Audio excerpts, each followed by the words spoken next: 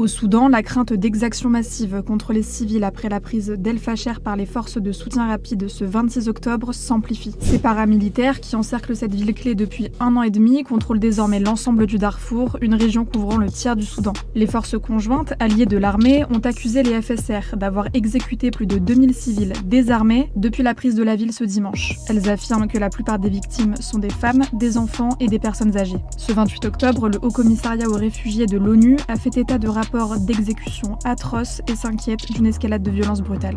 Dans un état voisin, 5 bénévoles du Croissant Rouge ont été tués alors qu'ils étaient clairement identifiés selon la Fédération.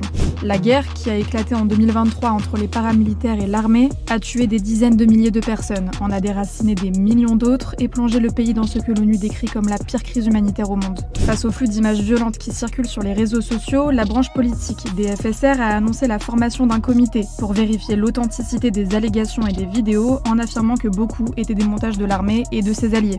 L'université de Yale, qui analyse des vidéos et des images satellites, conclut un processus systématique et intentionnel de nettoyage ethnique de plusieurs communautés. Elle appelle le monde à agir immédiatement pour mettre la pression sur les FSR et leur soutien. Les FSR ont reçu armes et drones des Émirats arabes unis d'après des rapports de l'ONU, tandis que l'armée a bénéficié de l'appui de l'Égypte, de l'Arabie saoudite, de l'Iran et de la Turquie selon des observateurs. Mais tous nient toute implication. L'Union européenne s'est dite gravement préoccupée de la brutalité des paramilitaires, le ciblage ethnique des civils et appelle toutes les parties belligérantes à désamorcer la situation.